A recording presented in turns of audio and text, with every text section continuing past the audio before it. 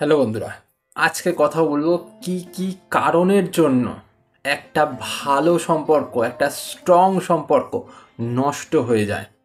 ভালোবাসার মানুষ আমাদেরকে ছেড়ে চলে যায় কি কারণের জন্য আজকে আমি পুরোপুরি ডিসকাস করব। তাই ভিডিওটা পুরো দেখো, না দেখে চলে যেও না ভাই, তুমি লস করে ফেলবে অনেক কিছু। ভিডিওটা দেখলে অনেক কিছু শিখে যাবে। চলে যাচ্ছি মেন ভিডিওতে। ভিডিও ভালো লাগলে অবশ্যই লাইক করে যাও, কারণ তোমাদের লাইক আমার মোটিভেশন। চলো শুরু করছি। ফার্স্ট পয়েন্ট, নিজেকে সময় দেওয়া আর নিজেকে উন্নত না করা, এটাই প্রথম পয়েন্ট এসে যায়। দেখবে বন্ধুরা, তোমরা যারা যারা সম্পর্কতে অনেক বেশি ডুবে আছো বা সম্পর্কে থাকা মানুষটাকে অনেক বেশি ভালোবেসে ফেলেছো, তারা নিজেকে ভালো রাখতে আর নিজের প্রতি সময় নষ্ট করতে বা ব্যয় করতে ভুলে যাও, বা নিজেকে উন্নত করতে ভুলে যাও, নিজের প্রতি কাজ করতে ভুলে যাও। এন্ড অফ দ্য ডে কী হয়, সেই মানুষটা যাকে তুমি আপ্রাণ চেষ্টা করে রেখেছো ধরে রাখার বা ভালোবাসার জন্য সারাটা দিন লাগিয়ে দিয়েছো, সারাটা সময় লাগিয়ে দিয়েছো, সেই মানুষটা কিন্তু তোমাকে ছেড়ে দিয়ে অন্য কারো হাত ধরে চলে গেল, যে প্রতিষ্ঠিত হয়েছে, তোমার সাথে কিন্তু থাকলো না। কেন থাকলো না বলো তো? তুমি নিজের প্রতি কোনো কাজই করনি, ওর সাথে সময় নষ্ট করেছো এতভাবে, নিজেকে গঠনই করনি, নিজেকে ভালো রাখোই নি। কি করে চলবে? তুমি ভালোবাসো, সেও তোমাকে ভালোবাসে, বুঝলাম, কিন্তু দেখো তো ভেবে, যদি তুমি প্রতিষ্ঠিত না হতে পারো, নিজে কিছু না করতে পারো, তাকে ফ্যান ভাত খেয়ে রাখবে? সে এটা ভাববে না যে আমি ওর সাথে কেন ফ্যান ভাত খেয়ে থাকতে যাবো? আমি তো ওর সাথে থাকবো ভালো থাকার জন্য না, আমি কেন ওর সাথে থেকে আমি ফ্যান ভাত খাবো বা একটা রুটি হাফ হাফ করে ভাগ করে খাবো? কেন খাবো? তার থেকে আমার ভালো মানুষের কাছে যাওয়ার দরকার, যে আমাকে ভালো রাখতে জানবে। তাই নিজেকে আগে দেখো, নিজেকে সম্মান করো, নিজেকে ভালো রাখো, নিজের প্রতি টাইম স্পেন্ড করো, উন্নত করো, নয়তো কেউ থাকবে না। বুঝলে? কেউ থাকবে না। Second point, adjustment. এইটা হিসাব করে দেখো, সেই মানুষটা যে ছেড়ে চলে গেছে, সে 1%ও অ্যাডজাস্ট করতো না সম্পর্কে। অ্যাডজাস্টমেন্ট কে করতো? তুমি করতে। সে তোমাকে ডাক দিল, তুমি নাওয়া খাওয়া ভুলে গিয়ে তার জন্য চলে গেলে। সে পড়তে গেছে, অ্যাডজাস্টমেন্ট কে করছে? তুমি করছো। তুমি গিয়ে তার কোচিংয়ের বাইরে গিয়ে দাঁড়িয়ে আছো। সে ক্লাস করছে, তুমি গিয়ে তার ক্লাসের বাইরে গিয়ে দাঁড়িয়ে আছো। কি জন্য? তার ক্লাস হয়ে গেলে তুমি কথা বলবে। অ্যাডজাস্টমেন্ট সে করেছে।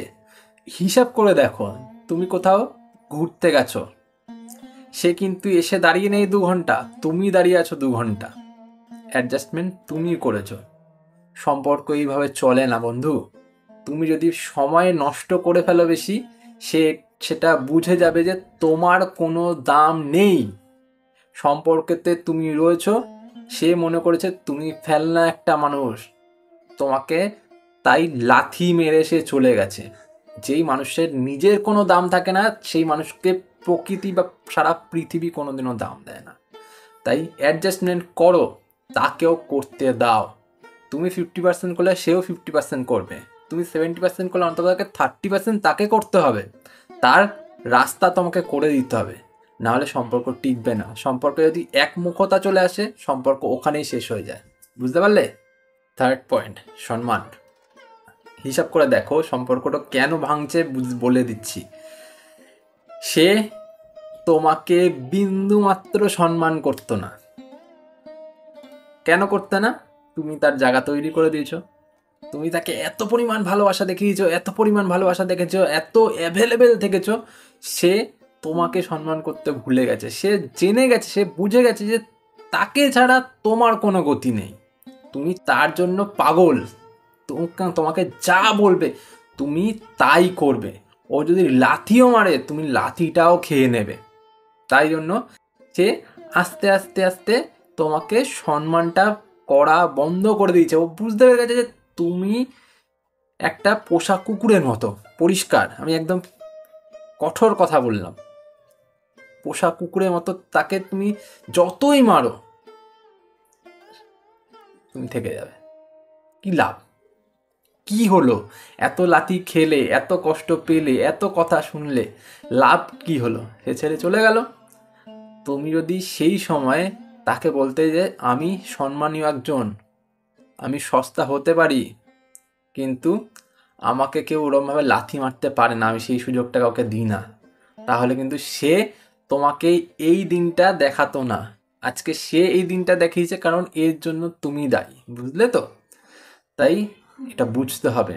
4 নম্বর পয়েন্ট, বিশ্বাস। একটা জিনিস বুঝে দেখো, তোমরা কি কি করেছো আমি সব বলে দিচ্ছি একটা একটা করে।